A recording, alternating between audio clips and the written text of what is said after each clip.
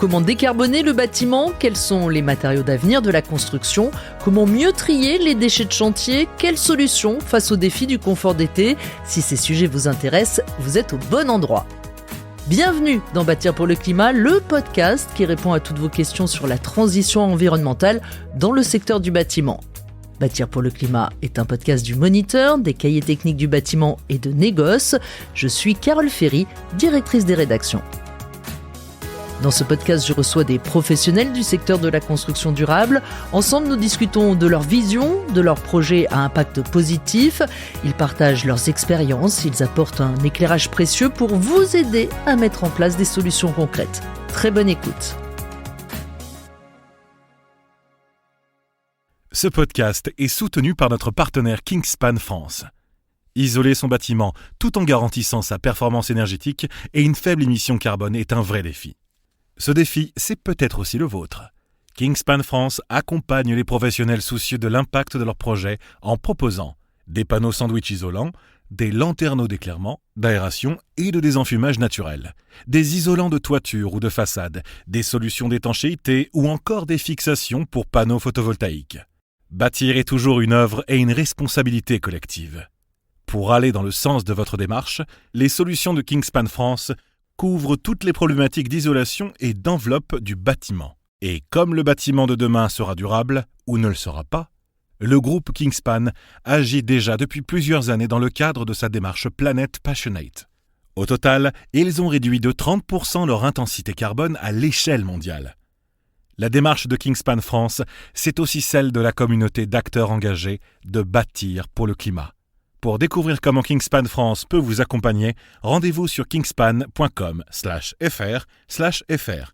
Kingspan, c'est kingspan.com/fr/fr.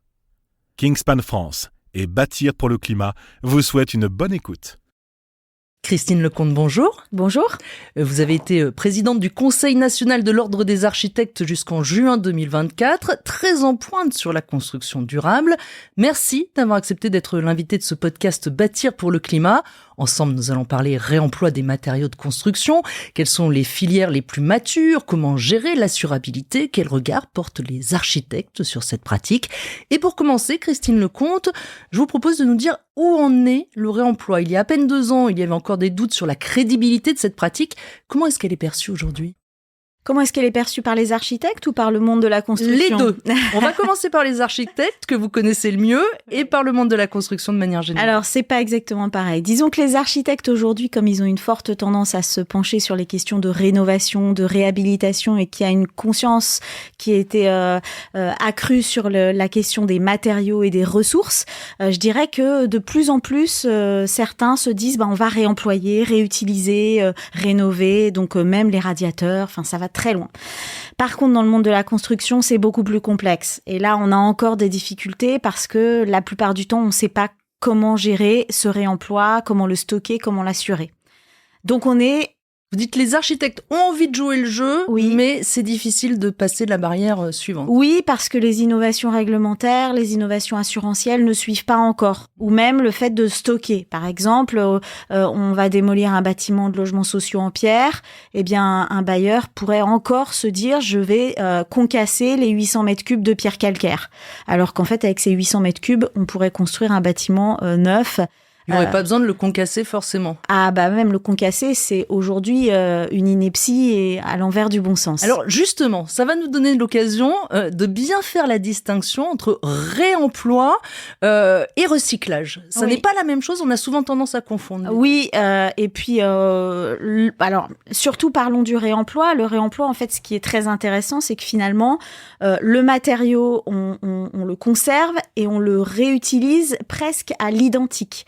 Donc, on n'est pas en train de dépenser de l'énergie pour en faire autre chose. Et donc, finalement, c'est un cycle très vertueux. C'est pour ça que la pierre, par exemple, quand elle est taillée, elle peut être réutilisée quasiment à vie si on s'en sert bien, si on la dépose bien.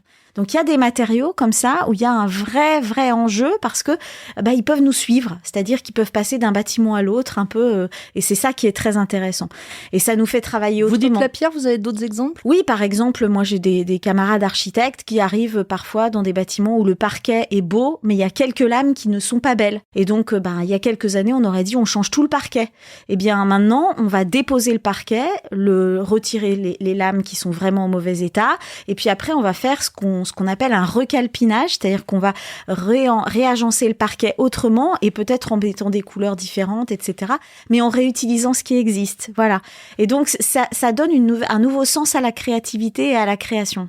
Nous allons parler de tout ça. Je voudrais revenir sur ce terme de réemploi qui se banalise dans le discours des architectes, vous le disiez. Dans les chiffres, il reste encore très marginal. 1% seulement des matériaux de construction en France. Est-ce que quand même la nouvelle génération, que ce soit chez les architectes ou dans la construction de manière générale, fait avancer les choses? Moi, je trouve alors la nouvelle génération au sens large, parce que on avait Bellastock chez les architectes depuis quelques années, Rotor en Belgique. Aujourd'hui, c'est quasiment quelque chose qui est porté par tous les architectes de la nouvelle génération. C'est comme un fait établi. La problématique, c'est qu'on nous attend pas tant que ça là-dessus. Et je pense qu'on nous attend dessus quand il y a des problématiques de prix des matériaux. C'est-à-dire alors que ça n'est pas toujours moins cher. Non, mais par exemple, après, quand la guerre en Ukraine a commencé, le plastique était très cher, fabriquer des fenêtres était très cher. On a eu beaucoup de commandes où on nous disait « Vous êtes sûr, on peut pas récupérer les fenêtres ?» Alors que d'habitude, on nous aurait dit « non, on va changer. » C'est du réemploi économique, pas pour le développement durable. Voilà. Et en fait, aujourd'hui, on part plutôt sur l'idée que le réemploi de développement durable va devenir un réemploi économique. Et donc, c'est intéressant. Ou alors, j'en ai qui me disent « Ah, voilà, moi, je suis une entreprise, mon client, il veut tout péter, je pète tout. » Et moi, je dis « Mais oui, mais vous êtes promoteur à côté. Pourquoi vous déposez pas les choses et puis vous les conservez ?» Pour un autre chantier. Pour un autre chantier. Et ça, on a encore besoin, de bon sens, de reprendre du bon sens et parfois de dézoomer un peu sur les situations. Parce que c'est pas rentrer dans les habitudes de tout à chacun, mais quand vous le proposez, on vous dit « Oh non, c'est trop compliqué » ou est-ce qu'on vous entend, on vous écoute, on dit « Ah oui, tiens, c'est une bonne idée ». Ça dépend des chantiers, ça dépend ce que veut mettre le maître d'ouvrage en avant. Si le bâtiment est, excusez-moi du terme, mais une tête de gondole ou si c'est de la production de tout venant. Et donc, on a des situations qui sont différentes en fonction du maître d'ouvrage. En tout cas, ce qui est sûr, c'est qu'il faut une équipe. Si je prends par exemple la caserne Exelmans qui est en train d'être réhabilitée par l'agence Brunkel-André avec Paris Habitat, il y a entre l'entreprise, l'architecte et le maître d'ouvrage une vraie concordance de points de vue et en fait ils arrivent à réhabiliter, réutiliser les tomètres, réutiliser les radiateurs dont je parlais tout à l'heure, qu'ils vont déposer, resabler, repeindre, reposer et même les portes deviennent des meubles de cuisine. Enfin, il y a une vraie logique, mais ça veut dire que vous êtes soutenu. C'est ça, il faut que ce soit un travail collectif. Exactement. Concrètement, on en a parlé un peu, il y a 2 temps importants dans le réemploi. Tout d'abord, la déconstruction, et là, il faut désormais systématiquement se poser la question de qu'est-ce que je peux garder ? C'est ça déjà que vous dites. Oui, en fait, la loi climat et résilience l'a imposé dans certains chantiers avec une taille assez conséquente, c'est le diagnostic ressources, en fait. Avant, on démolissait. Aujourd'hui, on doit déposer et regarder ce qu'on a déjà. En fait, c'est considérer l'existant. C'est se dire, la matière première qu'on a sous les yeux, on va pas la mettre à la benne, même si c'est déjà utilisé, même si c'est des matériaux anciens, regardons ce qu'il y a. Et en fait, on se rend compte qu'il y a énormément de choses qu'on peut réutiliser. Et qu'il faut parfois remettre un peu en état, quand même. Alors, oui, bien sûr. Il faut remettre en état. Donc, ça veut dire que les entreprises de construction, ça leur fait un nouveau travail, une nouvelle manière de travailler. C'est comment on dépose, comment on repose, comment on utilise aussi parfois certains matériaux pour faire autre chose. Je parlais tout à l'heure des portes qui deviennent des meubles. Donc, on a une possibilité, en fait, infinie de création. Mais pour ça, il faut vraiment la bonne équation. Et c'est là où, en fait, on a une mini-révolution à créer. Le réemploi, c'est une mini-révolution entre nous, les acteurs, pour se dire, peut-être ayons plus d'intelligence collective. On dit souvent plus de matière grise pour moins de matières premières. C'est exactement ça. Pensons plus pour utiliser moins de ressources. Comme pour les téléphones, d'ailleurs, qu'on retravaille, qu'on reconditionne. Voilà. On le fait pas mal avec les toilettes, les lavabos, etc. Ça marche pas mal de ce côté-là. Alors, c'est bizarrement, sur les sanitaires, c'est un peu plus compliqué et ça peut se comprendre. On le fait beaucoup, mais c'est encore des choses de l'intime. Et on nous dit souvent, dans le logement social, les gens, ils veulent pas. Ils veulent des toilettes neuves. Oui, et donc, il y a peut-être à privilégier peut-être d'abord d'autres matériaux. Alors, quand c'est du gros œuvre, moi je parlais de la pierre tout à l'heure, ça peut être aussi des poutres de charpente, ça peut être aussi des volets, ça peut être... Enfin, en fait, il y a plein de choses. Et les plateformes de matériaux circulaires, aujourd'hui, devraient être très valorisées. Il nous en faudrait, en fait, quasiment une par unité de vie, enfin, bassin de vie, et elles doivent être connues. Alors, il y a plusieurs manières identifiées. Et économiquement, il y a un vrai chantier pour les promoteurs, un chantier pour les aménageurs, les entreprises, à se dire, mais en fait, cette matière, il faut qu'on la stocke et qu'on la réutilise. En fait, c'est un patrimoine financier, en fait. Et la stocker. Et le stockage. Les deux gros points aujourd'hui, c'est le stockage. Ou stocker. Ça coûte cher de stocker. Pendant combien de temps stocker ? Exactement. Et c'est pas pareil de stocker en Île-de-France ou en Mayenne. Et puis, comment on assure. Et là, même à toutes les assurances à tout niveau, que ça soit l'assurance de l'entreprise ou l'assurance de l'architecte. On va en parler de l'assurance, parce que c'est un des points extrêmement importants. Mais je voudrais venir au second temps, qui est le temps de la construction. Et là, il faut choisir ce qu'on va réemployer, il faut voir où est-ce qu'on peut le trouver. Ça, c'est encore assez laborieux quand même. Oui, en fait, il faut sourcer. Et moi, j'aime bien parce que je... Mais parce que vous êtes passionnée. Oui, alors je suis passionnée, mais je pense aussi que ça révolutionne un peu le métier d'architecte. C'est-à-dire que quand il y a encore quelques années, et même quand moi j'ai commencé, en stage ou au début de mon agence, on avait ces catalogue entier de matériaux neufs le long de notre mur et j'avais l'impression qu'on tirait un matériau, on disait allez hop, on va prendre ces volets-là, on va prendre ces fenêtres-là, et un peu on compilait, voilà. Et on regardait l'esthétique. Et on regardait comment on allait compiler un peu tout. Et finalement, c'est un peu du Lego. Je résume un peu. Là, c'est pas du tout la même façon de concevoir. C'est j'ai ça. Qu'est-ce que je peux faire avec ? Et donc, c'est un côté magique parce que c'est pas la même chose si on vous dit, j'ai 800 mètres cubes de briques en terre crue et 400 mètres linéaires de charpente en chêne. Ou alors, si on vous dit, j'ai de la brique, j'ai de la pierre calcaire et je ne sais quoi encore. Donc, en fait, on peut concevoir différemment aussi avec ce qu'il y a comme potentiel. Mais ça veut dire aussi changer toute la manière de travailler de l'architecte. Ça veut dire qu'il doit construire autour du réemploi et pas simplement, effectivement, en fonction de ce qu'il a imaginé, du projet qu'il pense. Oui, mais ça nous questionne tous dans la manière dont on pense les espaces de vie un peu standardisés aussi. Et c'est ça qui est génial. Si vous voulez, la programmation va nous obliger à avoir des volumes de pièces, des tailles de pièces. Par exemple, on va avoir l'heure du compte dans la médiathèque qui va faire tant de mètres carrés, etc. Là, on doit partir de deux présupposés. Un, réutiliser le bâti existant.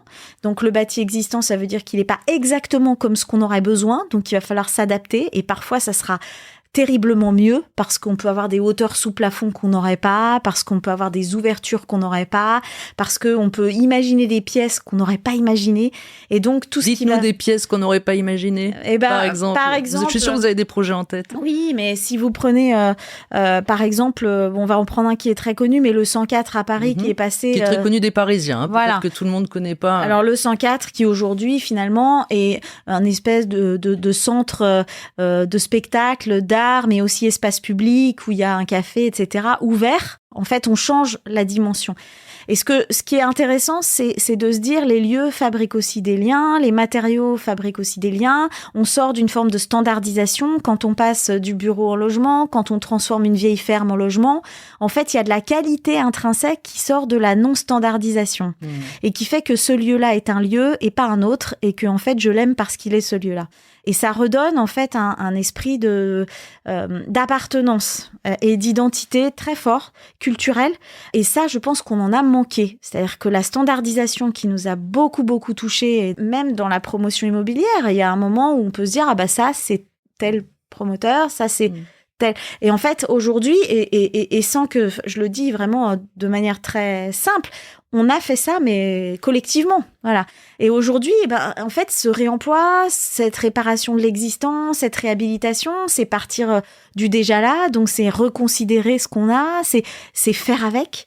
Et en fait, en faisant avec beaucoup de création, beaucoup de culture, de conception, on peut faire des lieux qui ont une âme. Et je pense que ça, c'est le plus important. Et en fait, vous dites que finalement, le réemploi, c'est un levier de créativité. Ah oui, complètement.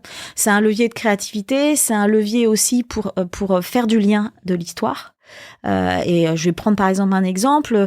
L'Ordre des architectes de la Réunion a réutilisé le bois de charpente du gîte du volcan qu'elle a démoli pour en fait fabriquer l'extension de leur site, du site de l'Ordre. Et en fait, quand on va dedans, on a cette sensation que les matériaux ont traversé l'histoire, ont vécu une histoire, et à un moment donné, ils ont une âme. Et c'est quand même très important de faire des lieux qui fabriquent des histoires avec les hommes. Il y a des filières déjà bien matures, d'autres qui sont en plein développement. Vous publiez vous-même 36 fiches de matériaux à réemployer, l'Ordre, pas vous, Christine Lecomte. Quelles sont les informations importantes à avoir en tête quand on veut faire du réemploi ? Il y en a plein. Alors effectivement, si on repart du diagnostic, évidemment, il y a une forme d'inventaire. Donc la question de l'inventaire est extrêmement importante. Ensuite, on a tout ce qui est savoir la matière qu'on a, mais également à quoi elle peut servir. Donc les tests, tester. Et puis après, il y a tester. Qui teste justement ? Alors ça dépend. Il y a des organismes qui sont spécialisés. Oui, il y a des spécialisés organismes, des bureaux d'études. Effectivement, il faut choisir aussi pour nous, architectes, les bons bureaux de contrôle. Donc c'est très important. Et puis après, il faut être très proche de l'entreprise, je pense. Parce qu'en fait, dans la question du réemploi, forcément, la façon dont on conçoit demande qu'il y ait des tâtonnements sur le chantier. Pourquoi ? Parce que on n'aura peut-être pas exactement la même poutre que ce qu'on avait forcément dessiné. Donc, et ça, il faut que le bureau d'études soit là pour accompagner aussi, pour dire peut-être, attention, revoyons les performances, revoyons... Oui, mais c'est surtout avoir un lien fort avec l'entreprise. Parce que je pense que ce qui est important, c'est si vous avez un bon inventaire et que vous réutilisez à partir d'un inventaire, c'est possible. Mais la plupart du temps, vous faites un projet et puis vous cherchez à sourcer les choses. Et c'est là où, effectivement, il va nous falloir des bibliothèques de réemploi, peut-être à l'échelle de bassins de vie, pour ne pas se retrouver à aller chercher des matériaux de trop loin, parce que l'idée aussi du réemploi, c'est du circuit court, c'est du flux de matériaux, c'est de limiter les stocks. Donc, il y a une forme d'agilité intellectuelle dans la conception qu'il va falloir mettre en œuvre et être bien accompagné. Donc, bon bureau d'études, bon bureau de contrôle, et puis des entreprises qui vont se former à ces modes de faire qui sont un petit peu différents, mais qui vont aussi revaloriser beaucoup de métiers. Et ça, c'est très important. On commence justement à avoir quelques initiatives très locales et portées notamment par des jeunes architectes. Alors, oui, on en a. On a aussi beaucoup d'architectes qui le font à petite échelle, en se disant je vais commencer par réemployer des matériaux pour faire de la scénographie. On a eu aussi Encore Heureux qui avait fait le pavillon circulaire qui s'était fait sur la place de la mairie à Paris et qui ensuite a été démonté pour montrer un peu que c'est faisable et que c'est totalement envisageable. Après, le réemploi, c'est pas comme si on n'en avait pas fait avant, en fait. C'est comme s'il y avait eu une parenthèse magique pendant 50 ans et puis tout à coup, on se rend compte... C'est très, très marginal. C'est déjà pas extrêmement développé, mais... Quand même, si on prend le réemploi et la réhabilitation dans le même sac, c'est-à-dire... D'accord, voilà, oui, réhabilitation. On a quand même pratiqué la sédimentation de la ville, c'est-à-dire la ville sur la ville jusqu'au XXe siècle. Et puis après, au XXe siècle, on a eu cette phrase tabula rasa où on a préféré en fait démolir ou déconstruire et reconstruire à plat en fait, sans parler d'aller sur les terres agricoles. Et donc voilà, il y a ce paradigme qui est là. Construire de manière frugale, est-ce que ça change la nature de la prestation intellectuelle de l'architecte et également sa rémunération ? Oui, complètement.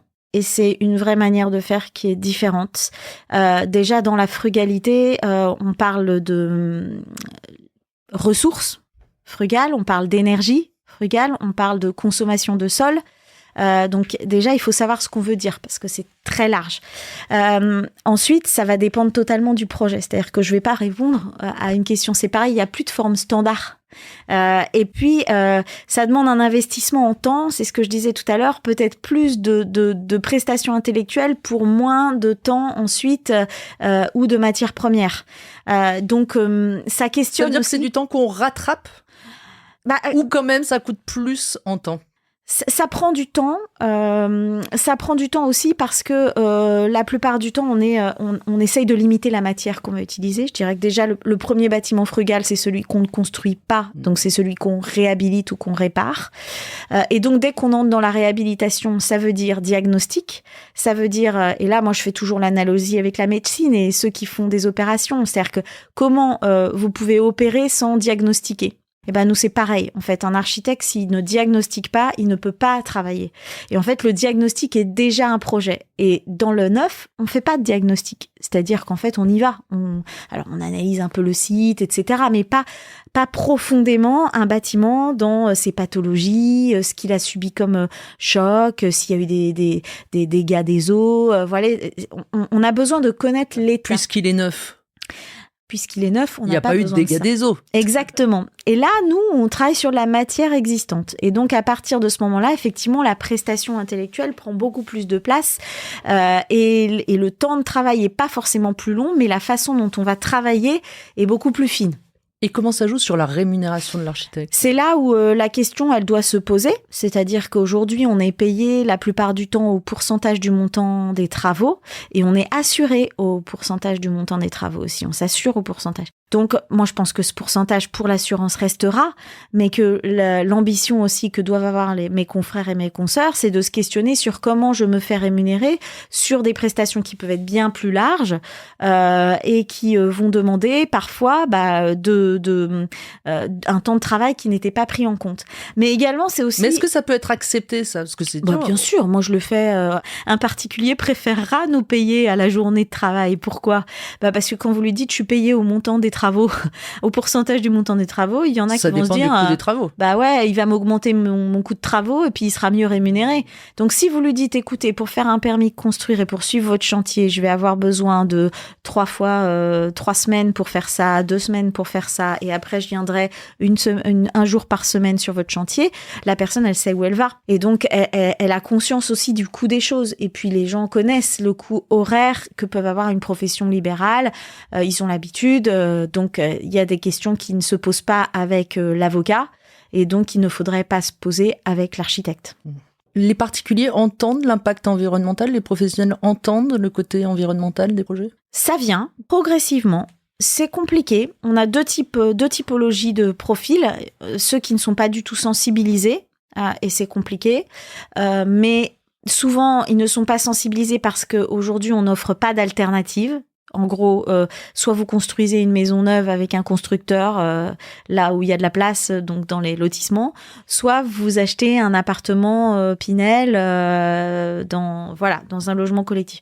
Entre les deux, il y a pléthore de choses à faire et on a ceux qui qui se nourrissent un peu de lecture, qui cherchent un peu et puis qui entendent des choses. Par exemple, quand vous parlez d'architecture de circuit court, c'est pareil que l'alimentation en circuit court. On peut se dire, tiens, c'est vrai, les matériaux, ils n'ont pas besoin de venir de Chine.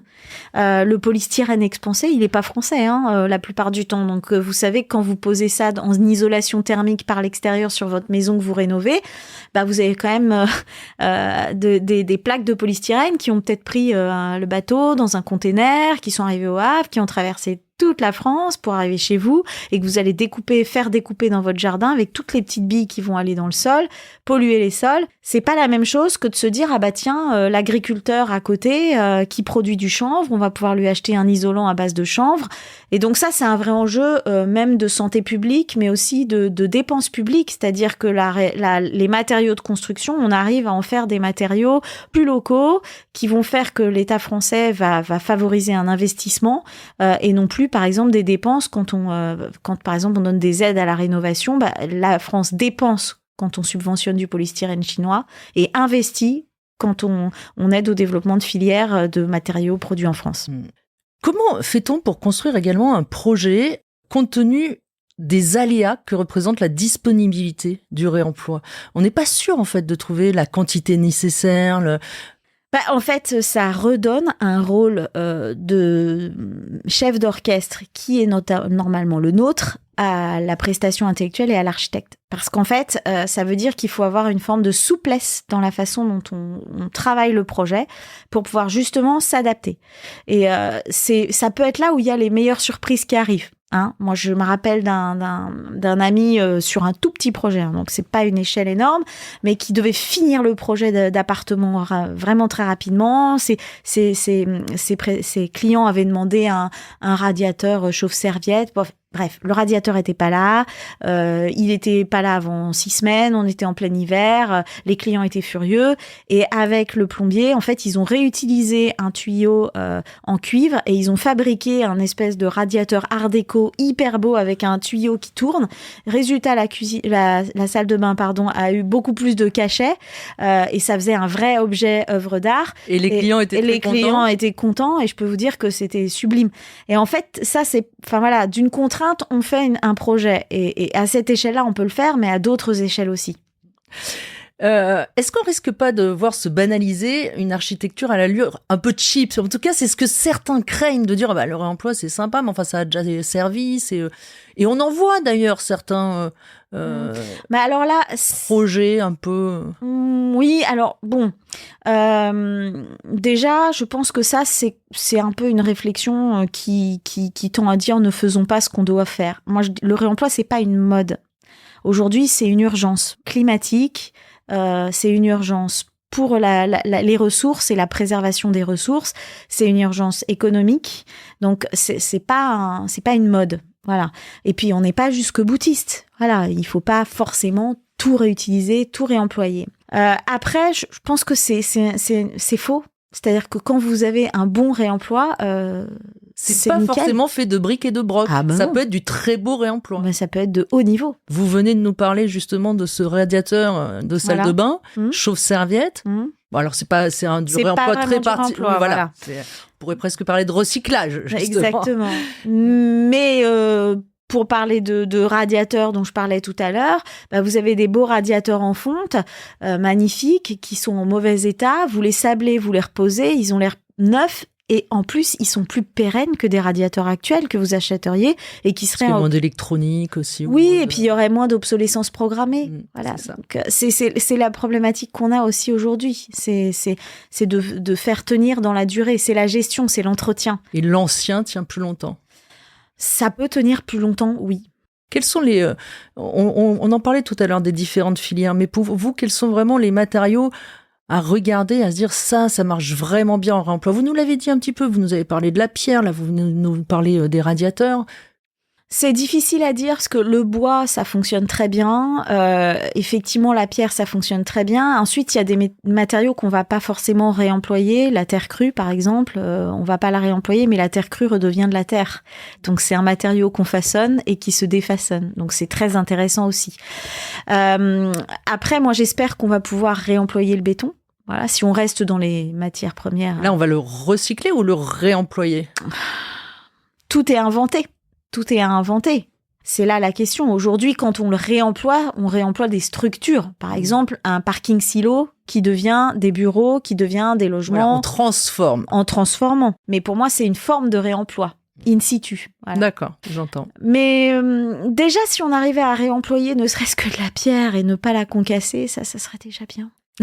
Je crois que le message est bien passé pour la pierre. On peut dire que l'un des boosters du réemploi, c'est la RE 2020, puisque cette nouvelle réglementation prévoit un poids carbone nul pour les matériaux réemployés dans les projets de construction neufs. Qu'est-ce que cela change dans le travail des architectes aujourd'hui ? C'est un peu compliqué à dire parce que c'est pareil, ça va dépendre des projets. C'est vrai que ça met en valeur des matériaux qui sont plus locaux, en circuit court, ça met en valeur les biosourcés, tout matériau géosourcé, donc tout ce qui est à base de fibres, à base de produits de la terre. Néanmoins, on pourrait aller au-delà de la norme, en fait. La question, elle est plutôt comment est-ce qu'on peut aller sur des bâtiments presque à énergie positive. Le neuf devrait être encore plus exigeant. C'est là où... Il y a des nouveaux seuils de prévus. Oui, mais on sait faire mieux que ce qu'on préconise, en fait. Et c'est pas qu'on veut aller trop vite. On est quand même déjà meilleur que d'autres. Oui, mais on est moins bon que certains. Non, mais c'est surtout qu'il faut falloir se questionner vraiment sur la question du confort d'été. Qui fait partie de la réglementation RE2020. Exactement. Et c'est vraiment l'enjeu numéro 1 aujourd'hui, c'est l'adaptation des bâtiments, qui n'est pas, par exemple, prévu aujourd'hui dans les aides de l'ANA, qui sont plutôt orientées sur comment... MaPrimeRénov', etc. Exactement, qui sont plutôt orientées sur le chauffage. Les économies d'énergie. Les économies d'énergie en règle générale. Et pas se protéger de la canicule et des grosses chaleurs. Voilà. Donc, la RE 2020 a des effets positifs. Maintenant, à voir si on peut pas encore aller plus loin et peut-être se pencher sur justement la matière première. Moi, la question aujourd'hui, c'est comment on arrête de démolir à outrance. Alors, je vois des projets où parfois on voit démolir un bâtiment, une structure poteau-poutre classique en béton. Certes, elle n'est pas extraordinaire, mais quand vous voyez que le même bâtiment qui est construit derrière a exactement la même taille, les mêmes structures poteau-poutre à quelques mètres près, voilà, on se dit on marche sur la tête. Donc, il y a des enjeux qui sont aussi liés à ça. Est-ce que plus largement, la RE 2020 fait évoluer l'architecture des constructions ? Oui, un peu. Ça vous n'êtes pas totalement convaincu? Non, parce que je pense qu'on n'a pas encore assez de recul. C'est toujours un peu pareil. Oui, que ça commence tout juste. Il commence tout juste à se construire. Moi, je voudrais pas non plus que ça réduise trop la taille des fenêtres et que ça nous fasse une forme de standardisation où on soit capable de dire ça c'est pas RE 2020, ça c'est RE 2020, juste en regardant le design d'un bâtiment. Et ça, je pense qu'on va avoir un peu de temps pour assouplir, comprendre, manipuler la norme, s'adapter. Et c'est pour ça que j'ai toujours tendance à dire que je privilégie les objectifs à la norme et que plus on norme, plus on standardise. Avec des objectifs qui vont au-delà de la norme. Oui, mais qui sont peut-être plus liés à des façons de comprendre un bâtiment. Un bâtiment qui serait au top du top niveau norme, mais qui ne serait pas compris par les usagers, c'est-à-dire qu'on ventilerait pas naturellement. Ce qui arrive d'ailleurs. C'est ce qu'on a vu par exemple pendant le Covid. Rappelez-vous, on a mis des petits détecteurs à dioxyde de carbone dans toutes les classes en disant s'ils sonnent, c'est qu'il faut ouvrir les fenêtres. Et puis il y a eu un scandale parce qu'il n'y en avait pas assez. Certaines salles de classe n'avaient pas ce petit dispositif. Sauf qu'en fait, on sait tous qu'une classe, au bout d'une heure de cours, il faut l'aérer. Il n'y a pas besoin de petits capteurs de carbone. Donc, c'est du geste de bon sens. Comment est-ce qu'on s'adapte ? On sait fermer les fenêtres la journée quand il fait chaud et réouvrir quand l'air est un peu moins chargé le soir. C'est aussi utiliser des matériaux qui vont avoir une bonne inertie. Donc, moi, je préfère retrouver un dialogue avec la matière, se dire qu'on a des matériaux aujourd'hui soignants, des matériaux... Et là, vous avez du travail. Il faut former. Je trouve que dans les écoles d'architecture, il y a un vrai changement de paradigme. Et d'ailleurs, ce qui sort là avec ce qui sort pendant les Jeux Olympiques, les folies architecturales qui ont été faites par les écoles d'architecture sont assez intéressantes de ce point de vue-là parce qu'on retrouve un rapport à la matière dès les études, justement pour mieux comprendre comment on s'isole avec tel matériau ou tel matériau. En fait, c'est pas du tout pareil d'habiter dans du bois, dans de la paille, dans du béton et dans de la terre. Et alors, qu'est-ce qu'on ressent ? C'est différent. Prenez les sensations que vous avez quand vous allez, par exemple, au Panthéon à Rome, qui fait très très chaud dehors, que vous arrivez à l'intérieur et que vous posez votre main sur le sol en pierre. Et là, vous avez une sensation de froid. Vous la sentez ? Ça, c'est très intéressant parce qu'il fait froid, il fait chaud dehors, très très chaud. Mais là, dans ce bâtiment, avec les capacités thermiques de la pierre, vous avez cette sensation. Prenez un bâtiment... Avec peu d'ouverture aussi. Peu d'ouverture, mais c'est pas que lié à ça. Et en fait, on se rend compte que les matériaux ont des inerties différentes, c'est-à-dire qu'en fait, la chaleur s'accumule. Ils gardent et ils rendent la chaleur de manière différente. Ce qu'on appelle le déphasage. Et en fait, ça veut dire que tous les matériaux n'ont pas le même déphasage et qu'en fonction de ça, on peut les utiliser dans telle ou telle manière. Et il y a un rapport qui est très différent. Habiter dans du bois, c'est aussi une sensation totalement différente. Et ça redonne un côté... ça réouvre les sensations de l'architecture. Vous voyez ce que je veux dire ? C'est-à-dire qu'on n'est plus simplement dans une architecture trop... Que sur la vue, mais aussi sur le ressenti. La vue, le bien-être, la respirabilité des parois, ça change notre rapport à la matérialité. La manière de ressentir le bâtiment. Exactement. Vous faites partie des personnalités qui appellent à ne plus construire. C'est une parole assez clivante aujourd'hui. Vous l'assumez ? Alors, c'est drôle parce que je l'ai dit de manière effectivement provocatrice pour rappeler à dire qu'en fait, on ne devait plus construire comme avant. Mais il ne s'agit pas de plus construire, évidemment. Oui, mais certains posent cette question. Mais bien sûr. Il ne sûr. faut pas arrêter de construire. Mais en école d'architecture, on se la pose. Est-ce que je dois construire et seulement réhabiliter, rénover. En fait, moi, ce qui me choque, c'est qu'on se permette en fait de construire quand il y a de quoi réhabiliter à côté. Et là, oui, il y a une vraie question qui se pose. Mais plus globalement, c'est comment construire. Et en fait, derrière ça, c'est comment est-ce qu'on gère les crises qui sont le dérèglement climatique, la biodiversité et le rapport aux ressources. Et c'est toujours ces 3 crises qu'il faut mettre un petit peu en avant dans notre rapport à la construction. Et donc, évidemment, poser ce postulat, faut-il encore construire ? Oui, mais il y a la crise du logement, mais moi, je me dis, on est quand même dans une crise de civilisation assez forte, la 6e extinction de masse. On a des chaleurs au mois de juin 2024 à 50 degrés en Inde, voire 60. Moi, je me dis, là, on n'est plus en train de se dire où est-ce que je vais placer mon argent au 4,40. On est en train de se dire comment on va survivre, comment on va supporter les flux migratoires climatiques qui auront légitimement le droit d'habiter la Terre comme nous. Et donc, on va devoir se positionner sur ça. Et donc, il faut ralentir sur tout ce qui génère des émissions de gaz à effet de serre. Le ciment aujourd'hui, c'est 9% des émissions de gaz à effet de serre mondiales. Donc, on a un vrai sujet collectif sur ça. Vous avez tout à fait raison. En même temps, les Français, ils pensent à est-ce que je vais pouvoir me loger demain ? Donc, contre la crise du logement, on fait quoi ? En fait, on ne peut pas prendre le court terme sans prendre le long terme. Et donc aujourd'hui, on n'a pas de vision stratégique en France sur comment est-ce qu'on aménage le territoire français face aux enjeux climatiques. On se pose pas de questions sur l'érosion du trait de côte, sur la finitude des glaciers, sur les inondations, le retrait-gonflement des argiles. Donc en fait, oui, il y a une forte crise aujourd'hui du logement, avec beaucoup de vacances qu'on crée tous les jours quand même de la vacance. Alors certes, on va se dire, bah oui, mais tout le monde peut pas habiter Paris.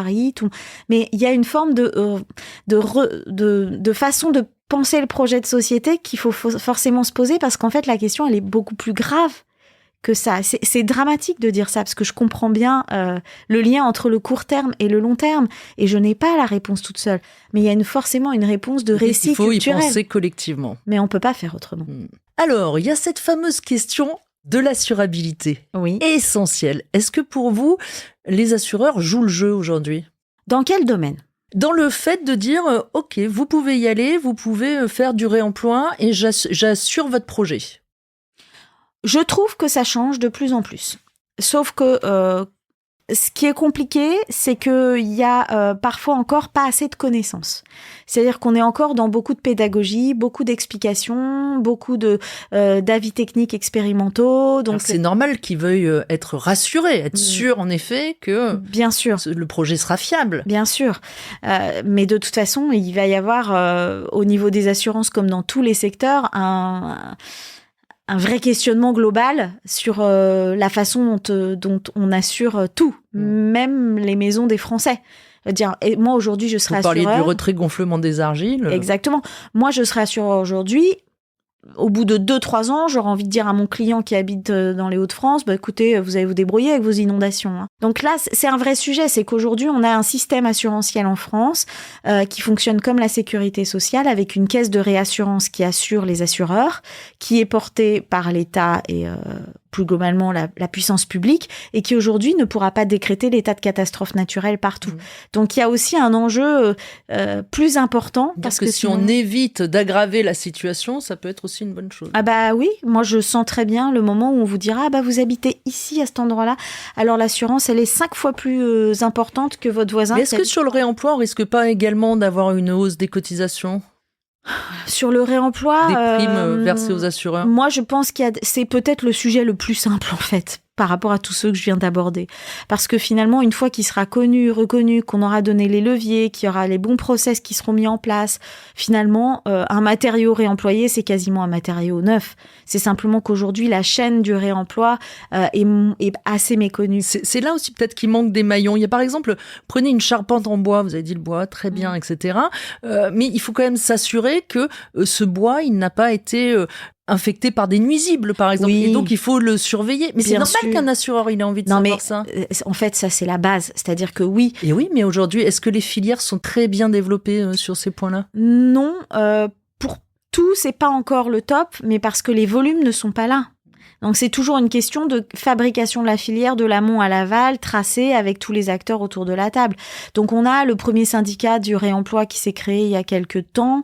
Je les ai jamais rencontrés, mais je pense que rien que déjà que la filière se mette dans une optique de cerner où sont ses problématiques, c'est très important. C'est la même chose dans les filières de matériaux biosourcés. On a les mêmes problématiques. C'est comment on construit une filière, comment on donne des gages, en fait, de qualité, de responsabilité, de sécurité à chaque fois. Donc, aujourd'hui, ça se construit progressivement. Voilà, c'est que c'est pas encore complètement mature. Oui, mais qu'est-ce qui est mature si on teste pas ? La construction, ça a toujours été de l'innovation. Et il faut surtout pas prendre du recul. Il y a où on a des innovations qui vont dans le bon sens. Est-ce que vous diriez donc qu'aujourd'hui, les assurances, c'est un frein, l'assurabilité, c'est un frein, ou tout ça est en train de se mettre en place et ça va dans le bon sens ? Aujourd'hui, c'est un frein, mais qui n'en est plus un parce que les assureurs ont pris conscience de l'importance de passer le cap. Et nous, par exemple, l'assureur des architectes a fait il y a pas longtemps tout un travail sur le réemploi, un magazine sur le réemploi pour les archis. Donc c'est rentré dans les mœurs de ce point de vue-là. Maintenant, il faut que ça se mette en place. D'accord. Récemment, plus de 70 pays ont signé la déclaration de Chaillot en faveur de l'atténuation des émissions de CO2 dans le secteur de la construction. À cette occasion, vous avez rédigé avec 2 autres groupements d'architectes une charte pour une architecture durable. Est-ce que le réemploi en fait partie ? Oui, le réemploi en fait partie, comme les matériaux biosourcés, tout ce qui... Alors, nous, on est plus partis sur les limites planétaires que sur la décarbonation tout court, évidemment, puisque l'angle, ce que moi j'appelle le tunnel carbone, c'est-à-dire se préoccuper que du carbone, nous fait oublier les autres limites planétaires qu'on est en train d'atteindre, et notamment les questions de biodiversité ou de ressources dont je parlais tout à l'heure. Et puis, associé à ça, il y a, par rapport aux autres déclarations qu'on a pu faire il y a quelques années, ou même dans le plaidoyer de l'Ordre des architectes, il y a la notion d'adaptation qui est arrivée, qui était moins forte avant, qui est que de toute façon, aujourd'hui, on sait déjà que le climat s'est réchauffé et qu'il va falloir adapter nos modes de vie. Et donc, il y a à la fois atténuer et adapter. Qu'est-ce que vous en attendez de cette charte ? Vous avez l'impression d'avoir été entendu ? Ça fait quand même quelques mois maintenant qu'elle est mise en place. Franchement, cette charte-là, pour nous, ça, c'est un plus. Aujourd'hui, on sait très bien que si on regarde au niveau mondial, on a des grands pays à convaincre, et notamment la Chine. Qui a pas signé. Exactement. L'Inde aussi. L'Inde. Alors, bon, le développement est pas exactement le même, alors qu'ils en auraient des besoins. Donc, bon, je pense qu'il y a encore un travail au niveau international à porter. Il faut prendre les COP. Là, on travaille pour la COP à Belém, au Brésil. On travaille sur le Forum mondial urbain du Caire. Donc, on est sur des problématiques, voilà, de faire tout ça. Néanmoins, au niveau français, ce qu'on a pu faire, nous, à travers le plaidoyer, fait qu'aujourd'hui, la question de l'étalement urbain, la question de la sobriété foncière, la question du réemploi des matériaux, c'est plus des sujets tabous. La démolition, c'est plus un sujet tabou de dire qu'il faudrait peut-être arrêter. Donc, on a réussi à faire quelques pas, et je trouve qu'il y a beaucoup d'acteurs qui se mettent en route, et c'est vraiment très, très bien. Si on compare à il y a 10 ans, vous avez très, très peu de colloques ou de manifestations qui tournaient autour des sujets-là dans la profession. Aujourd'hui, c'est quand même beaucoup plus légion. On ne peut plus passer à côté du sujet. Je trouve que si on passe à côté du sujet, on est vraiment, vraiment has-been. Désolée. Ça, c'est dit. Qu'est-ce qui manque aujourd'hui pour massifier le réemploi ? Là, c'est encore un peu compliqué parce qu'il faut ces plateformes, il faut mettre en place ces diagnostics, donc ces missions diagnostiques, il faut que certains acteurs finalisent en fait la filière. Peut-être qu'on va avoir des déclics chez certains maîtres d'ouvrage ou chez certains, par exemple, promoteurs ou aménageurs en se disant mais nous aussi, on va s'y mettre. Donc c'est comment en fait tous ces acteurs font un petit quart de tour. Chez nous aussi, ça va être vendre des missions qui sont pas exactement les mêmes que maintenant. Donc là, on est tous en train de regarder comment on change notre angle de vue. Et puis aussi, il y a les élus. Pour moi, les élus n'ont pas rien à faire. Il y a les COP régionales qui se développent en ce moment sous la figure du ministre de la cohésion des territoires et de la transition écologique, Christophe Béchu, et il fait des COP régionales. Et là, les régions sont en première ligne des puissances économiques. C'est eux qui ont la compétence économique. Pour moi, il faut à minimum que chaque région ait plusieurs zones de réemploi. Et c'est quoi ? C'est en tant que maître d'ouvrage ou pour mettre en place en effet des endroits de stockage, ou c'est Qu'est-ce qu'ils doivent faire ? Il y a les deux. Je veux dire, on peut autant imaginer que le privé se mette en route sur ces sujets-là et crée ses filières de réemploi. Par exemple, typiquement ce que je disais tout à l'heure, un promoteur qui a une filiale aussi entreprise, c'est très bien parce qu'en fait, il suffit qu'il ait à un moment donné un lieu entre les deux qui soit comment l'entreprise et le promoteur vont pouvoir gérer les ressources. Puis quand ils font appel à un architecte, ils disent tiens, j'ai 800 mètres cubes de pierre pour faire un bâtiment, donc tu prendras ça pour le faire.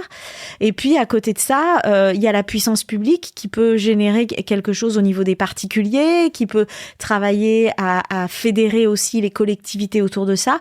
Il y a beaucoup de collectivités d'ailleurs qui font leur mini plateforme de réemploi et qu'on voit pas, qui existe déjà. Regardez ce que vous pouvez trouver ici. Moi, j'ai ça à donner. Les services techniques des villes, ils ont tous des petites plateformes, en fait. Sauf qu'aujourd'hui, elles sont pas suffisantes. Il faudrait massifier ça sous forme de vrais services. À titre personnel, à quel moment vous avez ressenti ce besoin d'engagement, cette urgence climatique ? Moi, c'est très simple. C'est à la naissance de mes enfants. Voilà, ça paraît peut-être un peu bateau, mais c'est vrai que j'avais pas imaginé que c'était demain les changements, comme un peu tout le monde. Et puis dans les études d'archi, nous avaient pas à l'époque préparé. Maintenant, elles préparent bien.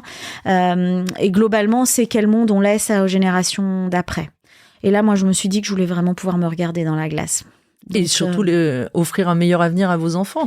Oui, à toute la génération qui arrive. Mais moi, je veux pouvoir leur dire, j'ai essayé de faire quelque chose. Il y a des comportements qui changent. Et donc, pourquoi pas dans le matériau et dans le réemploi ? C'est ce que vous disiez, c'est-à-dire que le réemploi circuit court, les matériaux circuit court, le réemploi, etc., c'est des choses qu'on rencontre aujourd'hui dans notre quotidien pour les vêtements, pour la nourriture, etc. Exactement. Et donc, c'est peut-être ça aussi qui fait que ça commence à rentrer dans les mentalités de la construction. Voilà, je pense que c'est pour ça qu'il faut pas se dire que c'est un monde à part. C'est un monde qui concerne tout le monde et notamment le grand public. Et c'est vrai que pendant ma petite présidence de 3 ans, j'ai essayé de porter ces sujets-là auprès du grand public, notamment pour que chacun se sente sensibilisé à son cadre de vie. Et maintenant, dans votre nouvelle vie, vous allez continuer à porter ces questions-là ? Bien sûr. Merci beaucoup, Christine Lecomte. Merci à vous. Nous remercions une nouvelle fois notre partenaire sur ce podcast Kingspan France. Kingspan France, ce sont des solutions globales d'isolation et d'enveloppe du bâtiment. Retrouvez leur engagement, leurs solutions et leurs projets sur kingspan.com/fr/fr.